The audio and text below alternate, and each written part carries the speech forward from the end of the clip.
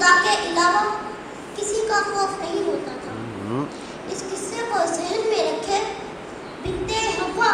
اپنے گھر سے نکل دیا کہ یہ بھی تو اسلامی جمہوریہ پاکستان ہے، مگر اسے کیا خبر تھی